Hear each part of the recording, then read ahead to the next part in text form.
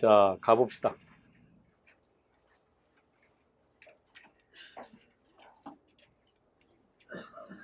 농경지지대론과 도시지대론, 어느 게 역사적으로 먼저 시작됐을까요? 농경지. 농경지지대론이 도시지대론에 영향을 줍니다. 이것이 도시 내부 구조 이론에 영향을 줍니다. 각각 학자들이 많겠죠. 수백 명의 학자들이 존재할 겁니다. 도시지대론은 뭐 수천 명의 학자가 존재할 거고요. 시험은 제한적으로 국한된 사람들만 나옵니다. 여러분들은 지금 이 그림이 머릿속에 들어가야 됩니다. 이 그림이 수폭에 그려져 있을 거예요. 수폭에 있는 그림을 더 정확하게 보시고, 여기는 좀 공간이 부족해서 좀 디테일한 설명을 할 수 없는 관계로 그림만요. 자, 농경지지대론의 첫 번째 누구라고 되어 있습니다? 항상 학자와 학설은 같이 리카도의 차액지대론. 자, 두 번째는 마르크스의 절대지대론. 세 번째 튜넨의 위치지대론. 그리고 독점지대론. 자, 순서대로 기억하셔야 됩니다.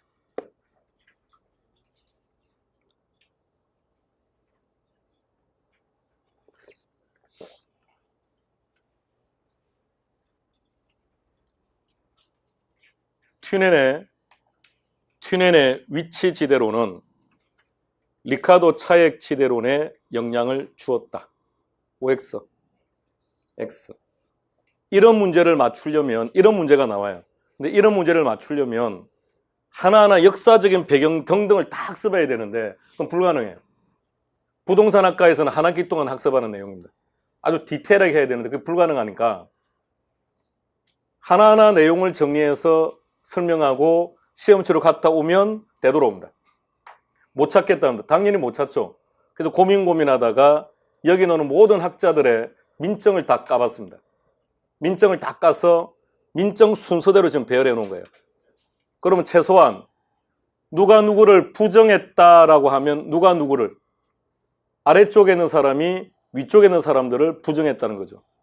누가 누구의 영향을 주었다면 위의 사람이 아래 사람. 봅니다. 튜넨의 위치지대설은 리카도 차액지대설을 확장 발전시킨 이론이다. 뭔지는 모르지만 일단 어떻게 자신 있게 오라 그럴까요? 그냥 일단 뭔지는 모르지만 일단 분위기상 그래, 그렇게 찾아가는 거예요. 그러니까 하나하나 정확하게 순서대로. 자, 도시지대론자들은 많은데 여기서는 한 몇 사람 정도만 할게요. 첫 번째 누구라고요? 마샬의 준지대, 순수지대 이렇게 갑니다. 물론 그냥 마샬의 지대론 그러는데 그러면 이제 시험과는 관계없으니까 마샬의 준지대, 순수지대. 두 번째는 누구라고요? 알론소의 페널티 이론 또는 입찰지대라고 표현하기도 합니다. 페널티 이론이라 부르기도 하고,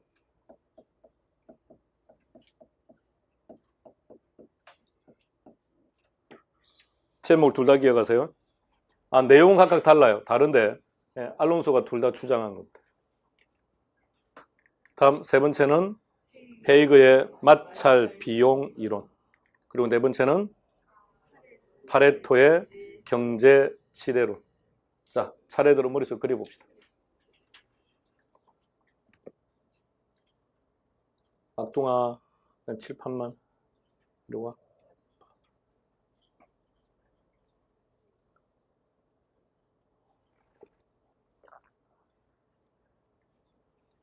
도시 내부 구조 이론은 단핵과 다핵으로 구분하는데 일단 여기서는 차례대로 한번 배열해 봤습니다. 첫 번째 누구라고요? 두 번째는요? 이 둘은 단핵 이론이라 그래요.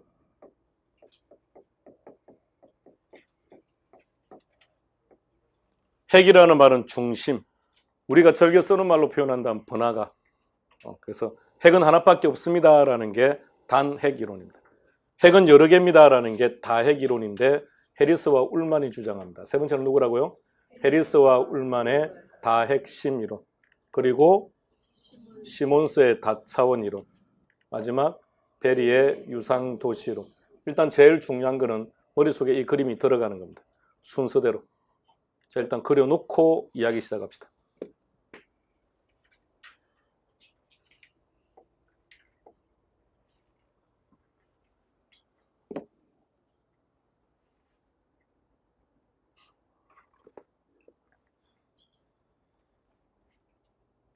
기출 지문 중에 이런 게 있습니다.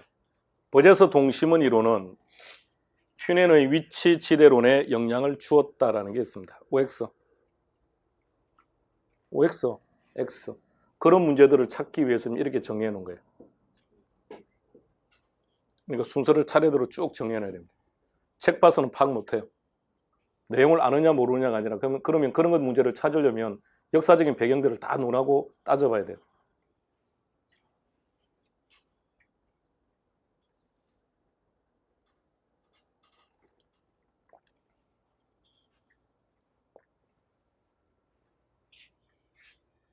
자, 리카도를 봅시다. 제목에 모든 내용이 다 나와 있습니다. 차액이 치대다라는 얘기입니다. 무슨 차이? 비옥도의 차이. 뭐라고요? 비옥도의 차이가 치대다 이 말입니다. 자, 차례대로 하나씩 잘 기억해요. 자, 그것만 가지고 문제 하나 풀어볼까요?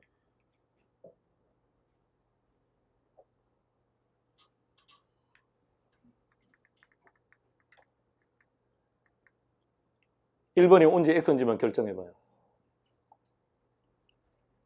틀렸죠? 예.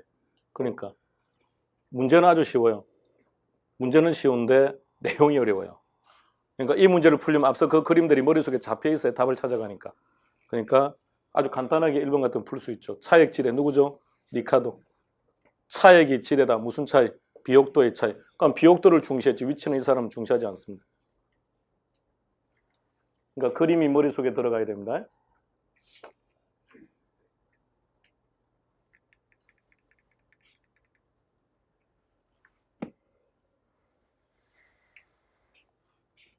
비옥도의 차이가 지대입니다. 그랬습니다. 마르크스는 지대란 절대적으로 존재합니다라는 표현입니다. 소유권의 대가다 그랬는데 그런 말이 나오게 된 이유는 잠시 후에 볼게요. 튜넨을 보세요. 튜넨. 지대는 무엇에 따라서 달라진다? 위치랍니다.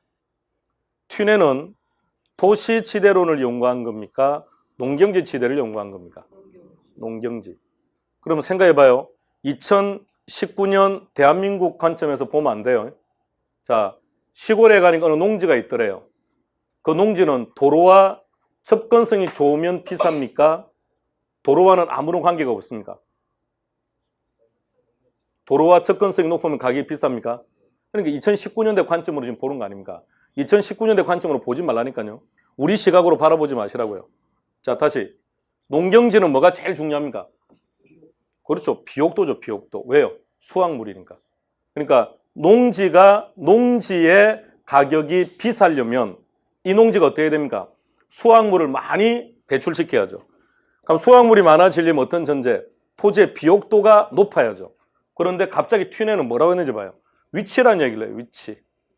그러니까 튜넨 또한 농경지 지대론을 주장했는데 위치를 가지고 나와요. 그러면 이 위치는 도시 쪽에 어울립니까? 농경지 쪽에 어울립니까? 도시. 그래서 튜넨은 도시 지대론자들에게 영향을 끼칩니다. 어제서 동심원 이론에 영향을 줍니다. 왜? 도시 지대를 설명함에 있어서 제일 중요한 게 위치인데 위치를 딱 선점하고 나왔으니까 튜넨을 벗어날 수가 없다고요. 그러니까 상당 부분은 튜넨으로부터 다 영향을 받게 됩니다. 그런데 왜 튜넨은 위치라는 것을 들고 나왔을까? 그가 살았던 시대는 중농주의와 중상주의, 과도기에 살았던 거예요. 그러니까 튜넨도 교과서를 보면 많은 학자들이 비옥도라고 주장을 해요. 그가 사는 세상에 바라보면 비옥도가 아니라 오히려 위치더라는 거죠. 위치가 좋으면 땅값이 비싸고 위치가 떨어지면 땅값이 떨어지더라는 겁니다. 그러니까 어쩔 수 없죠. 현실이 그러니. 그러니까 위치가 지대를 결정합니다라는 주장을 한 거예요. 그래서 많은 도시지대론자들에게 영향을 주게 됩니다.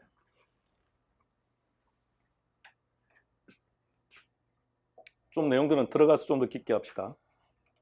자, 지금은 그냥 이 정도 선에서 끝내야 될 것 같네요. 자, 단핵이라 그랬고 다핵이라 그랬습니다. 서울은 단핵입니까? 다핵입니까? 그럼 핵을 말해보세요. 서울은 핵이 어디입니까? 번화가가. 강남역은 핵입니까? 오케이. 노원역은? 핵입니까? 강동역은? 그래도 핵입니다. 핵. 번화가 막 그쪽 유동인구 많아요. 명동역 등등등등. 그럼 서울시는 어디에 속한다?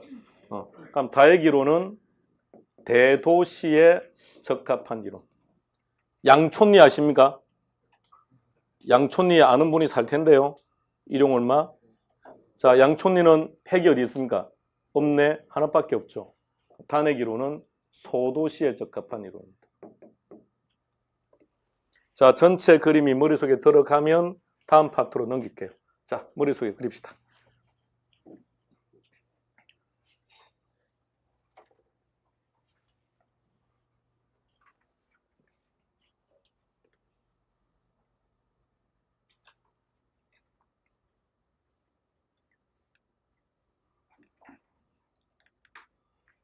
자, 지대론. 역사적인 발전 순서대로 먼저 말해보죠. 농경지 지대, 그 다음 도시지대, 그리고 도시 내부 구조 이론. 농경지의 첫 번째, 리카도의 차액 지대론. 두 번째, 마르크스의 절대 지대론. 세 번째, 튜넨의 위치 지대론. 그리고 독점 지대론. 도시로 갑시다. 도시 첫 번째는요, 마샬의 준지대, 순수지대. 두 번째는요, 알론소의 페널티 이론 내지는 알론소의 입찰지대 이론. 세 번째, 헤이그의 마찰 비용 이론. 다시 누구라고요? 헤이그의 마찰 비용 이론. 그리고 네 번째, 파레토의 경제 지대론. 사람도 지대가 있을까요? 사람, 우리에게도 지대가 존재할까요? 존재해요. 그것을 설명한 사람이 파레토입니다. 막둥이는 어떤 배우를 좋아합니까? 응? 박보검? 연봉이 얼마나 됩니까? 박보검의 연봉은. 좋아하는 거 아니구나. 그의 외모를 좋아하는 거구나. 그를 좋아한다면 최소한 연봉 정도는 알아야죠. 실제 박보검이 받는 연봉이 전액 다 경제지대로 갑니다. 좀 이따 나올 겁니다.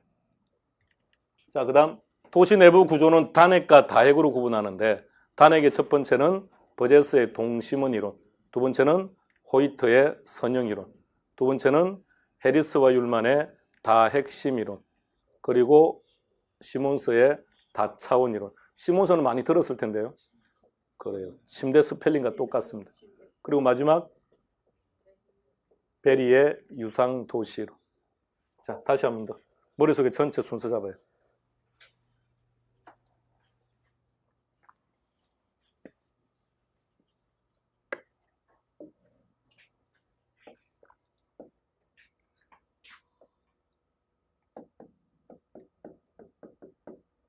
마르크스가 리카도를 부정합니다. 그러면 리카도가 중요합니까? 마르크스가 중요합니까? 리카도가 중요하겠죠. 리카도가 아무런 소리 안 해서 마르크스로 아무런 말을 안 했을 거 아닌가요? 항상 앞선자가 유리하죠. 다음, 호이트는 버제스를 부정한 것이 아니라 수정 보완합니다. 관계 설정해요.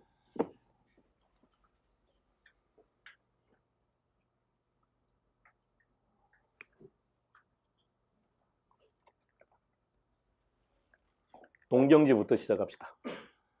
농경지 지대로는 네 가지로 나누었습니까?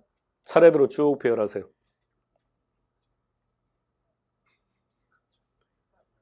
첫 번째, 리카도의 차액 지대론. 두 번째, 마르크스나 막스나 같은 얘기입니다.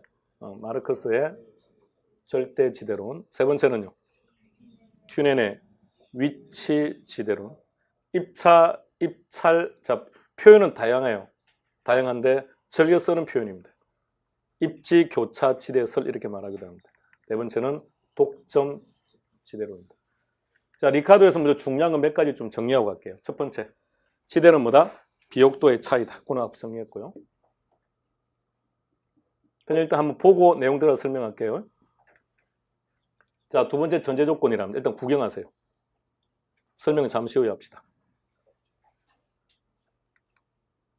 세 번째, 한계지라는 단어가 나옵니다. 우리 토지 용어 정의할 때 한계지 있었죠. 택지가 이용되는 가장 먼 거리, 채원, 방권 그랬는데 걔하고 아무 상관없습니다. 그대로 읽어보세요. 한계지란 뭐다? 생산비와 곡물 가격이 일치하여 잉여가 제로이므로 지대가 제로인 토지. 시작. 생산비와 곡물 가격이 일치하여 잉여가 제로이므로 지대가 제로인 토지. 그걸 뭘 한다고요? 한계지. 그 한계지가 마르크스가 등장하게 된 이유예요. 4번도 일단 구경하고요. 자, 마르크스는 이렇게 정의합니다. 지대는 소유권의 대가. 이 두 사람은 어떤 사이라고 그랬습니까? 무엇을 부정했을까요? 한계지. 그러면 리카도는 한계지의 지대를 설명했다 못했다?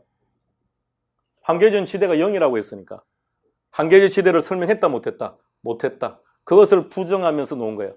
그래서 한계지의 지대를 설명합니다. 한계지의 지대를 설명합니다. 그래서 제목도 이렇게 쓴 거예요. 소유권의 대가라고. 그리고 지대는 반드시 절대로 존재한다고 본 겁니다. 자, 튠해 보세요. 일단 각각의 지대들만 쭉 한번 보세요.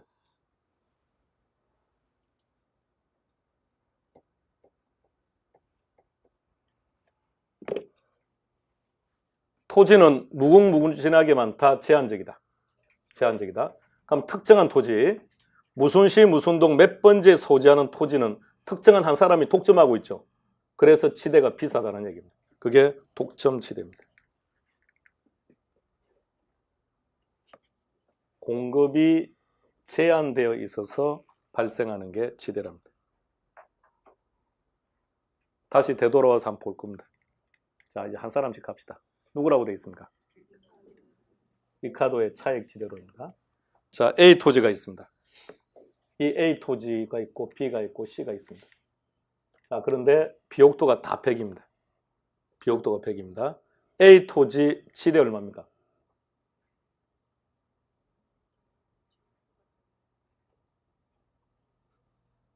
지대 제목 안 볼 겁니까? 제목. 비옥도의 차액이 지대라고요. 자, 비옥도의 차이가 있다 없다? 없다. 그럼 지대는 얼마다? 0이다. 이게 리카도의 주장이라고요. 비옥도가 지대가 아니고 비옥도의 차이가 지대라고요. 우등지가 하나 있습니다. 이 우등지의 비옥도가 얼마라고요? 100이랍니다. 지대는 얼마일까요? 지대는 비옥도의 차이가 지대라니까요. 지금 비옥도의 차이가 있다 없다? 없지 않습니까? 그럼 지대는 얼마? 0. 그런데 상대적으로 비옥도가 떨어지는 열등지가 있답니다. 얘는 비옥도가 70이랍니다. 우등지의 지대 30. 그럼 열등지의 지대는 0. 비옥도가 가장 떨어지는 최열등지가 있답니다. 얘는 비옥도가 50이래요. 그럼 우등지의 지대는 얼마가 될까요? 50. 열등지의 지대는요? 20. 지대는요? 0. 얘를 뭐라 부르느냐? 이렇게 불러요. 한계지라고. 자, 한계지 정의해 보세요. 생산비와 곡물 가격이 일치하여 잉여가 제로이므로 지대가 제로인 토지. 그게 한계지. 자, 정의합니다. 시작. 한계지란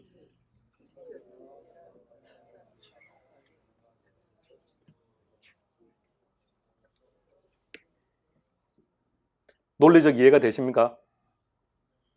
되는 것처럼 표정 지으면 안 될까요? 자, 다시. 비옥도가 아주 좋은 토지가 하나 있대요. 걔는 비옥도가 100이랍니다. 지대는 얼마다고요? 0이라고요. 왜 0이죠? 비옥도의 차이를 비교할 만한 토지가 없으니까. 자, 그런데 열등지가 존재한대요. 쟤는 비옥도가 70밖에 안 된답니다. 그럼 비옥도의 차이가 생겼네요. 그러면 우등지 지대는 30이죠. 그럼 열등지의 지대는요? 0이 되는 겁니다. 비옥도가 가장 떨어지는 최열등지가 있답니다. 얘는 비옥도가 50이래요. 그러면 우등지 지대는요? 50일 것이고 열등지 지대는? 그러면 최열등지 지대는 0이라고요. 얘를 다른 말로 뭘 한다고요? 한계지라고 부른다고. 그럼 결론은 한계지는 지대가 얼마가 된다고요? 0이라고요. 왜 0이 되죠? 생산비와 곡물 가격이 일치해서 무엇이 0이라고요? 잉여가 0입니다. 아셔야 됩니다. 잠시 놓을 겁니다. 잉여가 0이기 때문에 치대가 0인 토지. 이걸 뭐라 부른다? 한계지라 부른다. 한계지. 자, 그러면 생각해 보세요. 여러분들이 채열등지 소유자라고 전제하세요. 여러분들이 채열등지의 소유자라면 누군가가 여러분들에게 이 토지를 빌려달라고 요구하면 여러분들은 비옥도가 낮아서 죄송한데 치대는 그냥 안 줘도 되니까 공짜로 사용하라고 하시겠습니까? 그죠? 치대는 받겠죠. 대신 앞선 우등지나 열등지보다는 비옥도가 떨어지니까 치대는 어떨까요? 치대는 떨어지겠지만 그러나 치대는 존재할 수밖에 없다는 거죠. 이것이 마르크스가 등장하게 된 이유라는 얘기입니다. 자, 다시 오세요. 칠판. 리카도 차액 지대론의 동그라미 3번 보세요. 동그라미 3번. 따라서 리카도는 한계지의 지대를 설명했다, 못했다? 못했다. 그것을 비판하고 놓은 사람이 누구다? 마르크스다. 마르크스는 보세요. 뭐라고 했는지. 토지라고 하는 것은, 지대라고 하는 것은 소유권의 대가다. 그러니까 방금 나왔던 채열등지, 이것도 분명 누군가의 소유일 것이고, 그 다음 그 소유자는 지대를 분명히 요구할 것이기 때문에 지대는 절대적으로 존재할 수밖에 없다. 이렇게 본 거예요. 그래서 한계지의 지대를 설명했다. 그럼 리카도와 마르크스의 제일 중요한 게 뭘까요? 한계지입니다. 리카도와 마르크스 지금까지 출제된 문제의 90%는 한계지가 답이에요. 그럼 리카도와 마르크스가 떴다 그러면 뭘 보는 겁니까? 한계지. 한계지 지대를 설명했다 그러면 마르크스. 한계지 지대를 설명하지 못했다 그러면 리카도. 자, 그런데 전제 조건을 다시 보세요. 두 가지. 확인했습니까? 자, 다시 갑니다. 실판 잘 보세요. 지대가 얼마라고요? 0이라고요. 자, 여기서 10명의 사람이 투입되어서 10명이 먹고 살 수 있는 수확물을 얻고 있답니다. 그렇다면 다른 토지 필요하다, 필요 없다? 필요 없다. 시간이 지나 인구는 더 많아집니다. 20명의 사람이 투입되어서 농산물을 얻게 되고 20명이 먹고 살 수 있답니다. 다른 토지 필요 있다, 없다? 필요 없다. 그럼 지대 설명할 수 있다, 없다? 지대 설명할 수 없다. 따라서 첫 번째 조건. 단위 면적당 노동이 계속해서 투입되면 그로부터 얻을 수 있는 수확물은 점점 감소한다. 그것을 뭐라고 표현했다? 수확 체감의 법칙.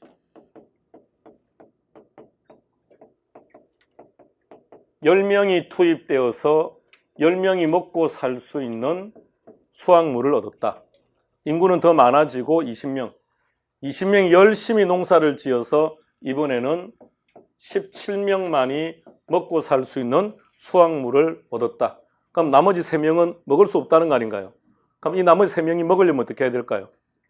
어쩔 수 없죠. 다른 토지를 이용해야죠.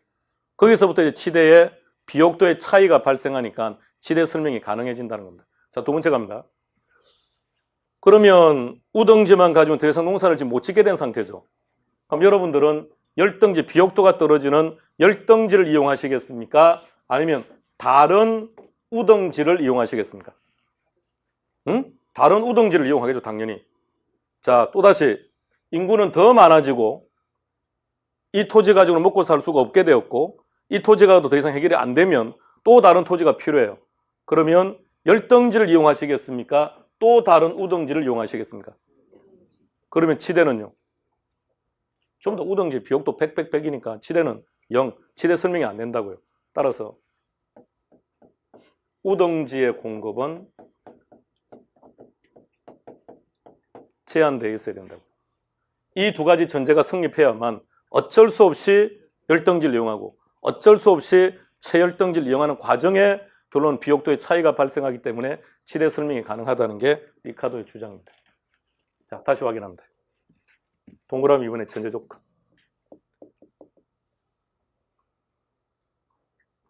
여러분들에게 수학 체감의 법칙이 뭐냐고 안 물어봐요.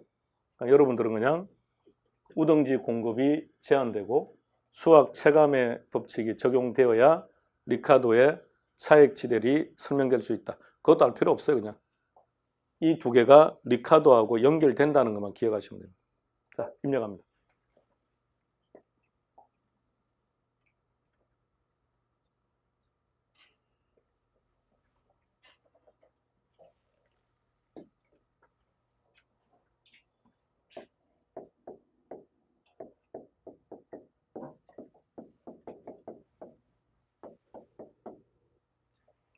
곡물 가격이 치대를 결정할까요? 치대가 곡물 가격을 결정할까요? 곡물 가격이 비싸서, 밀 가격이 비싸서 땅값도 비싸지는 걸까요? 아니면 땅값이 비싸기 때문에 밀 가격이 비싸지는 걸까요? 저걸 가지고 오랜 시간 동안 그들은 또 논쟁하고 싸웁니다. 자, 리카도는 부자였을까요? 가난뱅이였을까요? 아주 부자입니다. 대대손손.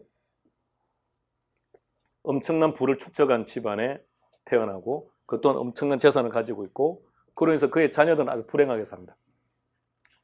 자, 그런데 중농주의가 점점점 중상주의로 넘어가는 과정 속에 지주들의 역량이 점점점 약해져요. 왜? 토지가 필요한 게 아니라 상업활동이 훨씬 더 중요해졌으니까. 자, 그런데 우리도 마찬가지고 유럽도 마찬가지고 항상 어느 시대나 할 것 없이 소수의 토지를 가진 지주와 다수의 소작인들이 사는 거죠. 근데 이놈의 지주들이 계속 땅값을 올려버리니 소작인들은 농사를 대부분 다 지주에게 줘야 되고 소작인들은 제대로 먹고 살지를 못하는 거죠. 왜? 얘네들이 계속 지대를 올려버리니까. 그래서 우리만 파업하고 싸우고 하는 게 아니라 거기도 마찬가지였다는 얘기입니다. 그러니까 그 지주들이 리카도를 내세워요. 어쨌든 사회적으로 덕망이 있는 학자였으니까. 그래서 그들의 입장을 대변해 달라고 한 겁니다. 리카도가 이렇게 말합니다. 땅값이 비싼 게 아닙니다. 장사를 하는 사람들이 밀 가격을 비싸게 받으면 돈이 된다 안 된다? 밀을 파는 사람은 돈이 된다 안 된다? 돈이 된다. 그럼 농사를 짓는다 안 짓는다? 농사를 짓는다. 그럼 토지가 필요하다 필요 없다? 필요하다. 그런데 토지는 어차피 한정되어 있으니 땅값은 어떻게 된다? 올라간다. 이렇게 주장한 거예요. 그래서 리카도는 곡물 가격이 지대를 결정한다고 본 겁니다. 근데 마르크스는 무조건 부정했다 그랬죠. 그러니까 무조건 리카도의 반대로 가는 거예요. 그럼 결론 여러분들이 이 두 가지를 다 기억하면 리카도는 곡물 가격이 지대를 결정했고 그 다음에 막스는요. 지대가 곡물 가격을 결정했다는 것을 다 기억하면 결론 시험 문제를 만나면 뭐가 문제 또 몰라서 또 A씨하고 또 아무거나 찍어야 됩니다. 우리는 이것만 기억할 겁니다. 기억하세요. 그런데 문제는 불면증의 논리적인 설명을 했습니다. 곡물값이 비싸지면 농사를 지으려는 사람은 많아지고 농사 짓겠다고 찾아와서 토지를 희망하는 자는 많아지고 그럼 어쩔 수 없이 가격은 올라간다고 말을 했으나 시험 치러 가면 그냥 옵니다. 답도 못 찾고. 그래서 유치하지만 이렇게 갑시다. 리카도가 나이가 많아요? 막스가 나이가 많아요? 네 글자고 두 글자입니다. 의미 전달되었습니까? 이렇게 설명하는 저는 얼마나 답답해 죽겠습니까? 근데 원칙적으로 보내면 그냥 오니 어떻게 합니까? 어쨌든 알고 답 찍고 와야 되니까. 자, 기억하세요. 반대는 기억 안 할 겁니다. 우리는 철저히 리카도 기준만 기억할 겁니다. 자, 다시 리카도 기억하세요. 곡물 가격이 지대를 결정하는 겁니다.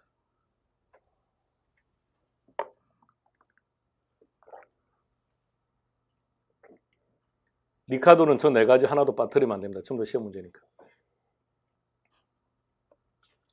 자, 첫 번째. 리카도는 치대가 뭐라고 주장했다고요? 그거는 제목에서 파악하세요. 무슨 차액? 비옥도의 차이. 자, 두 번째. 그러면 결과적으로 리카도의 치대에 있어서 치대를 설명하려면 앞선 그림을 딱 생각해봐요. 열등지 이용해야 돼요. 그죠? 그래 비옥도 차이가 발생하지 않습니까? 그럼 첫 번째 어떤 전제? 수학 체감. 두 번째 우등지 공급이 제한. 입력. 비옥도가 지대입니까? 비옥도의 차이가 지대입니까? 자, 그럼 따져봐요. 그렇게 하다 보면 분명 상대적으로 비옥도가 떨어지는 토지도 있을 거라고요. 자, 앞서 예를 들었던 토지 다시 한번 보세요. 체열등지 보세요. 비옥도가 0입니까? 있습니까? 비옥도가 존재하죠. 그럼 수확물을 얻을 수 있다 없다? 수확물을 얻을 수 있죠. 물론 앞선 우등지나 열등지에 비해서 비옥도가 떨어지기 때문에 더 많은 노력을 기울일 수밖에 없다는 것은 문제이긴 하지만 수확물을 얻을 수 있죠. 그러나 치대가 얼마라고요? 치대가 0이라고. 이건 얼마나 비논리적인 겁니까?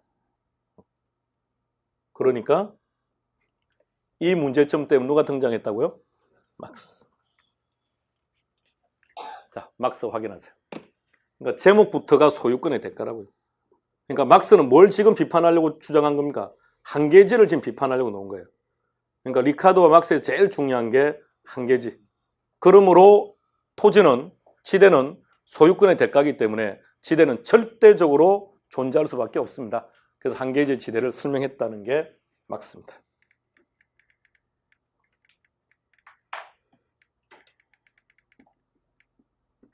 자, 리카르도입니다. 하나씩 들어갑시다. 자, 오세요. 자, 첫 번째. 제목 뭐라고요? 누구의 지대 발생 원인? 저 다른 말로 말하면 전제 조건. 첫 번째 뭐라고 했습니까? 두 번째는요? 한번 쭉 보세요. 뭐라고 되어 있는지. 알 필요 없어요. 그냥 한번 보자는 겁니다.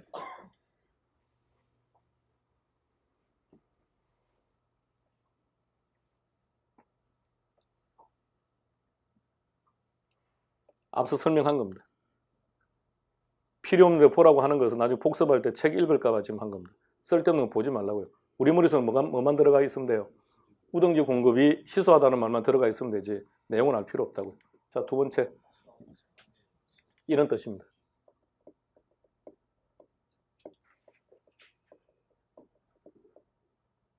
자, 두 가지 전제 조건 기억하시고 그 다음 갑시다. 제목 뭐라고 되어 있습니까? 자, 또 앞서 설명한 내용 한번 보세요. 뭐라고 되어 있는지. 맞나요? 예.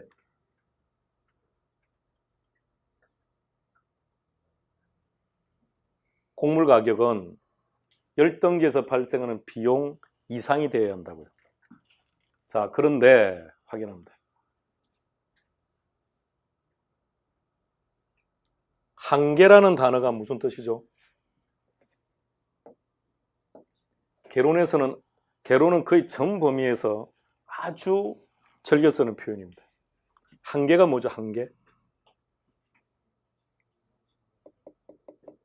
자, 소주 좋아하십니까? 좋아했으면 좋겠는데. 좋아합니다.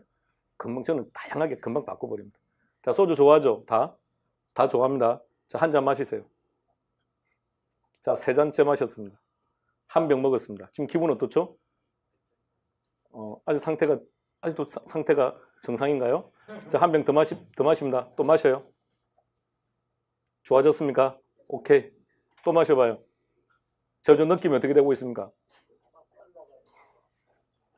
자.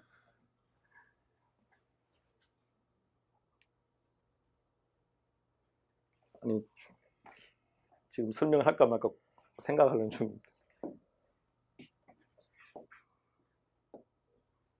그냥 한번 편안하게 들어봐요. 한계라는 단어만 이해하면 되니까. 한계를 느낀다 그런 의미 아닙니다. 추가라는 뜻입니다. 추가.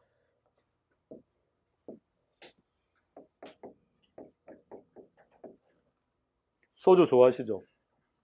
좋아하세요? 예. 주로 소주 마실 때 어떤 안주를 즐겨하십니까?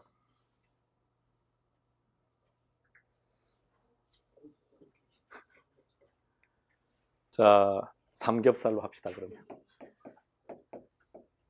자, 삼겹살 다 먹었습니다. 안주 추가하세요. 안주 추가하세요. 예? 갈매기요? 김치찌개? 자, 여기서 우리는 이상한 소비 패턴을 하나 느낍니다. 왜 삼겹살을 시키신 거죠? 좋아하니까. 그죠?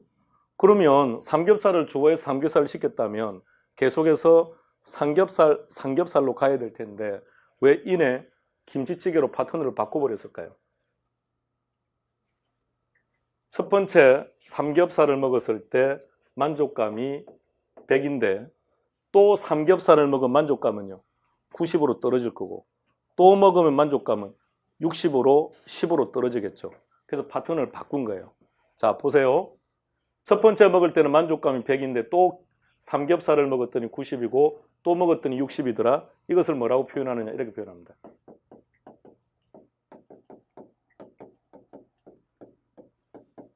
만족감이 효용이 체감한다고 말합니다. 자, 그런데 앞에 이 단어를 넣어볼게요. 총 효용이 체감하고 있습니까? 아니죠. 첫 번째 만족감은 100, 삼겹살 또 먹었을 때 총 효용은 190, 또 먹었을 때 효용은 250, 총 효용은 일정 시점까지 계속 증가해요. 그런데 뭘 지금 우리는 따지려고 하느냐? 한계 효용입니다. 한계 효용을 지금 따지려고 하는 거예요. 한계 효용이. 자, 한계 효용은 시간이 갈수록 점점 감소합니다. 요거 80으로, 요걸 60으로 바꿀게요. 70으로 하고 요걸 20으로 합시다. 자, 추가로 또 마시니까 한계 효용이 얼마가 되죠? 30밖에 안 되죠. 자, 이번에는 60입니다. 추가로 먹었더니 한계 효용이 얼마가 되죠? 10이죠. 한계 효용은 계속해서 감소한다고. 그래서 한계라는 말은 뭐라고 했습니까? 추가. 자, 다시 봐요. 항상 개론에서는 한계가 나와요. 여기서 하나 정리하고 갑시다. 앞으로 개론을 시험 문제를 보다 보면 한계라는 단어가 많이 나올 겁니다. 그럼 이거와 대립해서 나오는 표현이 어떤 표현이냐면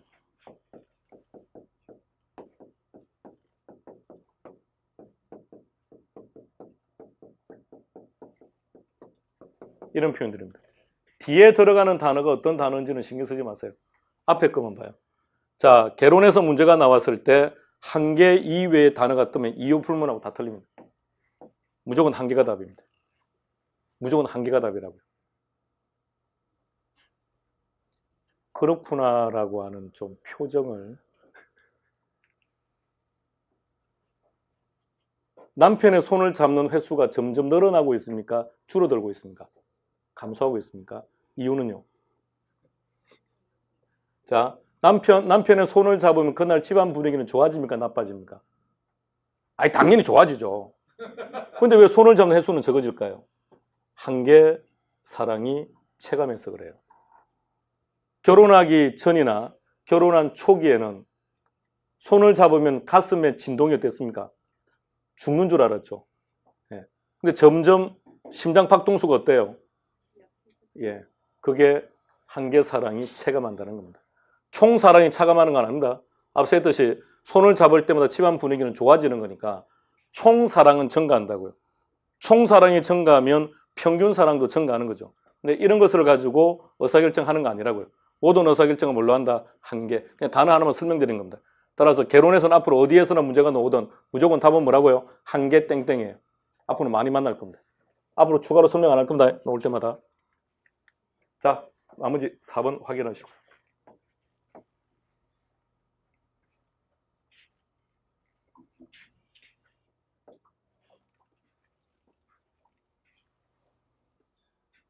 자, 과정은 필요 없고 제목만. 무엇이 무엇을 결정한다? 곡물 가격이 지대를 결정한다. 자, 이제 토시로 갑시다. 자, 다시 앞으로 가서 마무리하고 올게요. 자, 다시 봅시다.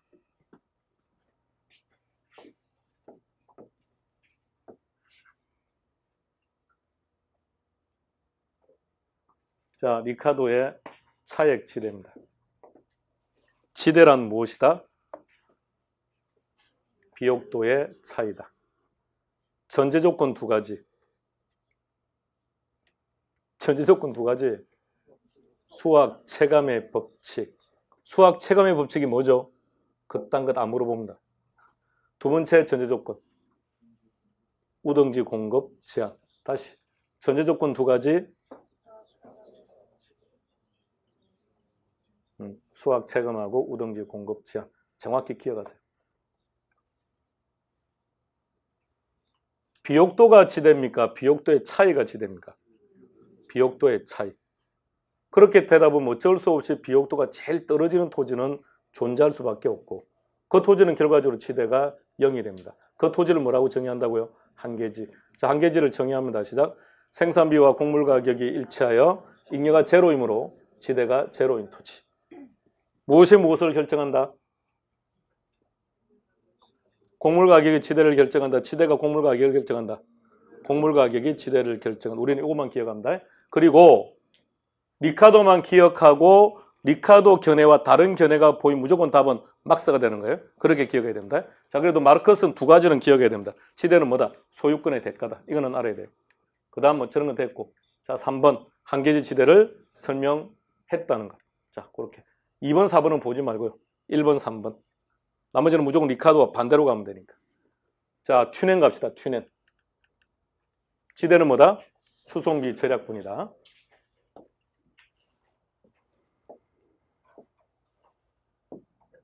농경지니까 읍내로 잡을게요.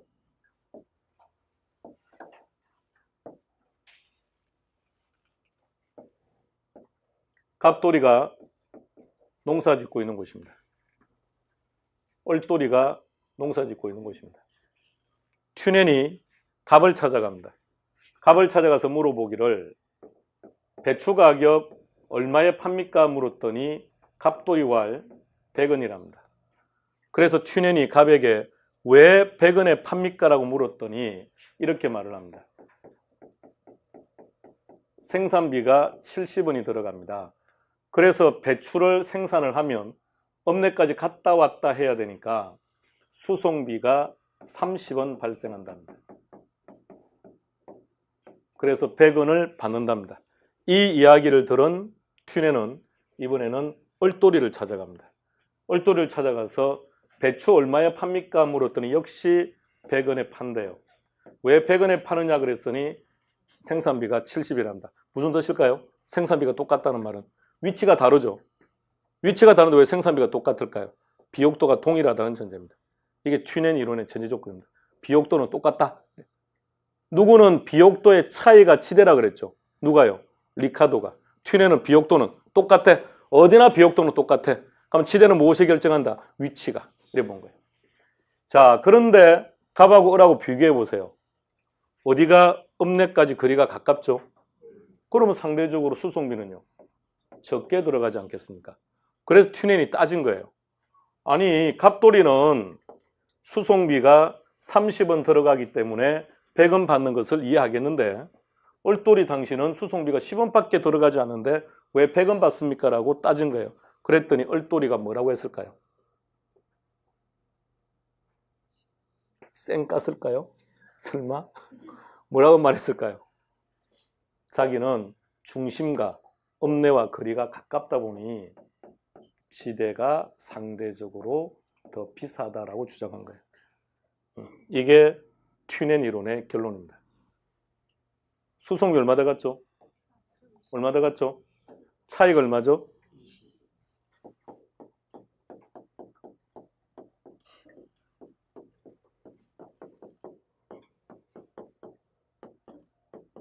수송비가 절약된 것만큼 지대가 비싸다고 본 겁니다.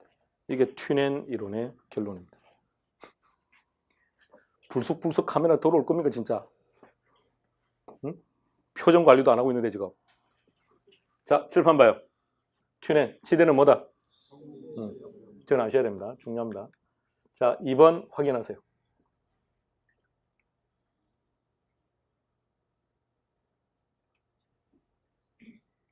비옥도는 어떻다고요? 똑같다고 전제한 거예요. 뭐에 따라 달라진다? 그럼 장난치면 뭘 장난치느냐? 비옥도와 위치 자리를 싹 바꿔서 장난칩니다. 위치가 동일하더라도 비옥도가 다르면 지대는 달라진다 이렇게 놓는다고. 그럼 틀린다는 얘기입니다. 자, 동그라미 3번 뭐라고요? 현대 지대론의 기초를 제공했다. 그래서 앞서 제일 첫 번째 있었던 그림 봐요. 농경지 도시 내부 구조 이론. 튜넨이 도시 지대론자들에게 튜넨이 버제서 동심원 이론에 영향을 주었다고 하는 겁니다. 자, 하나는 끝냈습니다. 이제 쉬었다 합시다. 머리 맑게 하시죠.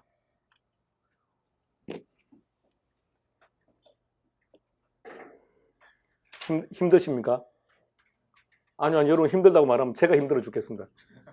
이걸 입력시키려고 하니까 제가 미쳐버리겠는데 뭘 힘든 척하고 있습니까 지금? 자, 두 번째 갑니다. 도시지대입니다. 많은데 네 가지만 하자고요. 첫 번째 누구요? 마샬의 준지대, 순수지대. 그죠? 마샬의 지대론입니다. 두 번째는요? 알론소의 페널티 이론도 있고 입찰 지대론도 있고. 다음 세 번째는요? 헤이그의 마찰 비용 이론. 그리고 한 사람 더 헤이그의 파레토의 경제 지대론. 자, 먼저 제목부터.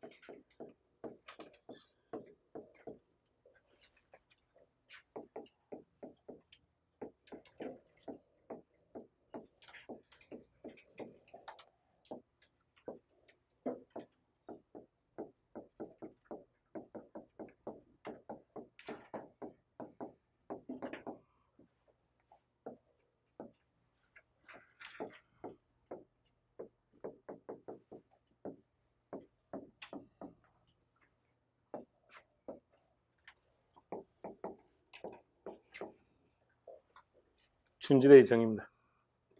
읽고 가볼까요? 시작. 정확히 기가요. 고정생산 요소에 귀속되는 소득이에요. 토지에게 귀속되는 소득은 뭐라 부르죠? 지대. 토지 이외의 고정생산 요소는 준지대. 자, 우리 강의실에 봅시다. 위에 온풍기가 붙어 있습니다. 우리 학원에서 발생하는 수익 중에는 온풍기 때문에 발생하는 수익도 있을까요? 없다고요? 오케이. 일단 끄세요, 이거 다. 좀 꺼주세요. 꺼주고 다음 주부터는 이거 틀지 마세요. 내일부터는. 아주 시원한 상태로서 한번 해봅시다. 떨면서. 다시 한번 질문을 드려볼게요. 자, 그러면 이제 떠나버릴 거 아닌가요? 다른 곳으로. 그럼 우리 학원의 수입은 줄어드는 거 아닙니까? 그럼 다시 표현해 보겠습니다. 우리 학원에서 발생하는 수익의 일부는 이 온풍기 때문에 발생하는 수익이 있냐고요? 오케이. 그럼 우리 학원에서 발생하는 수익금의 5%가 얘 때문에 발생한 거라면 그 5%는 얘한테 기속시킨다고요. 그걸 뭐라 부르는 겁니까? 준지대. 우리 학원에서 발생한 수익금 중에 일부는 선생님들 때문에 발생하는 수익금이 있습니까? 오케이. 그럼 강사들한테 일정 부분을 기속시켜야죠. 그걸 뭐라 한다고요? 급여라고 말하는 거예요. 데스크가 일정한 수익을 창출하는데 기여했습니까? 오케이. 그러면 뭘 주는 겁니까? 급여를 주는 거예요. 똑같은 개념이라고요. 그래서 준지대란 뭐다? 토지는 안 되고 토지 이외의 그다음 고정 생산 요소에 귀속되는 소득을 뭐라고 본다? 준지대라고 한다. 자, 용어 기억하세요.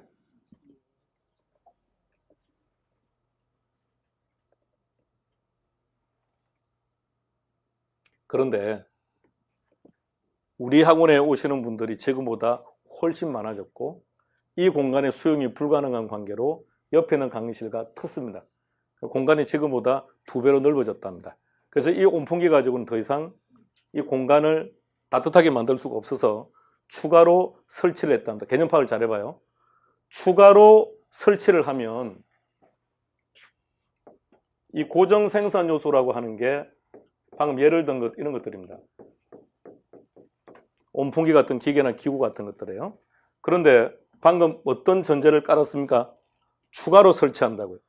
추가로 설치한다는 얘기는 이런 뜻입니다. 장기가 되었다는 겁니다. 그럼 그 순간 고정 생산 요소가 아니라는 뜻이에요. 이렇게 되면 비용으로 봅니다. 그럼 치대는 단기예입니다.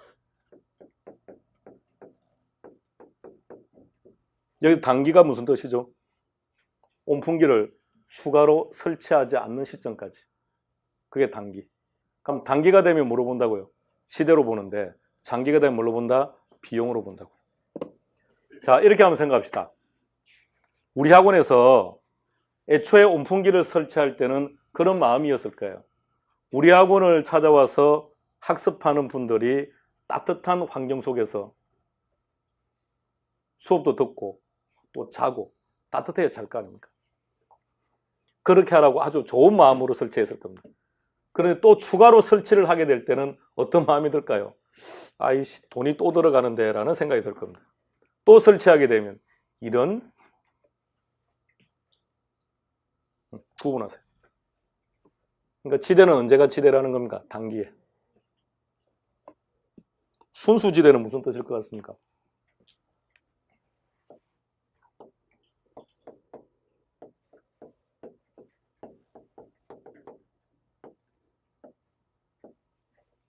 오늘 처음 왔죠?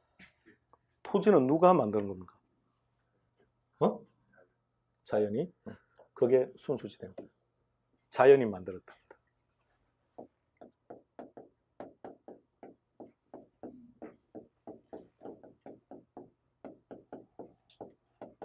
시험 놓으면 이렇게 놓습니다. 자연의 무상공여. 자연이 인간에게 공짜로 줬다. 그래서 뭐랄까? 순수지대. 토지 그 자체를 순수지대라고 말합니다. 자, 칠판 보시고 입력합니다.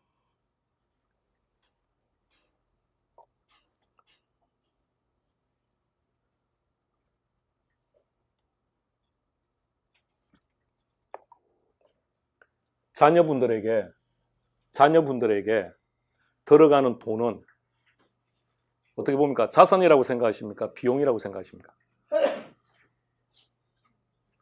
자산이라고 생각하십니까? 언제까지요? 그가 결혼을 하고 나서 계속 와서 손을 벌리고 계속 주는 것도 자산이라고 생각하십니까? 그때부터는 비용이라고 보십니까? 오케이. 보세요. 단기는 지대로 봐요. 장기는 비용으로 봐요. 보통 부모들은 언제까지 자녀에게 투자하는 걸 자산으로 보죠?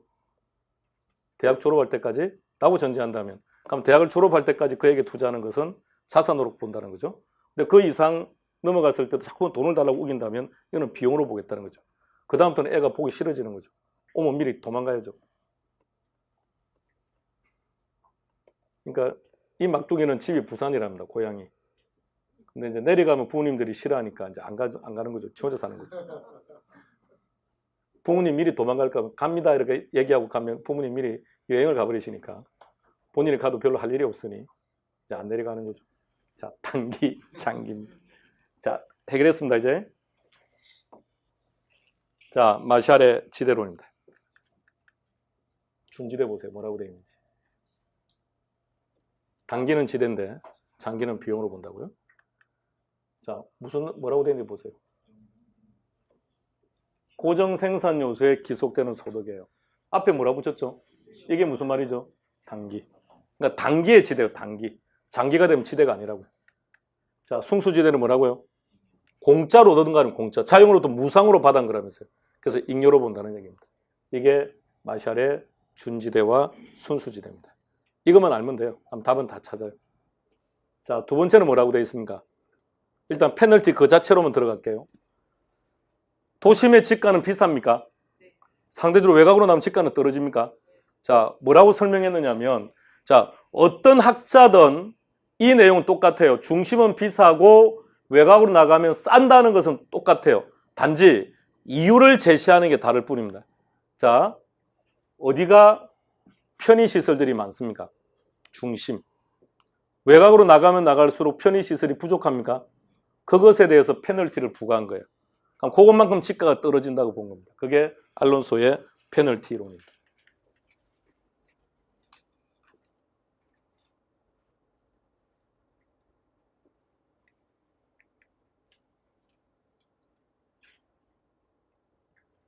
다음 세 번째. 누구라고요? 세 번째. 자, 마찰. 무엇과 무엇이 마찰하는지 한번 봅시다.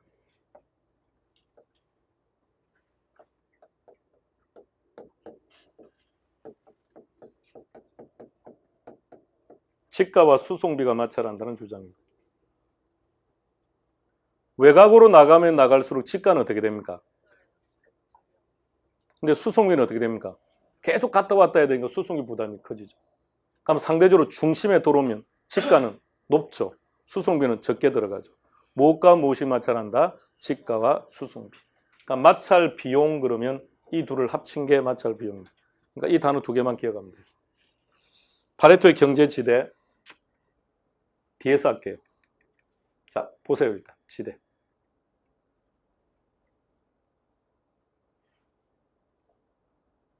파레토 경제지대는 일단 이것은 머릿속에 넣고 갑시다.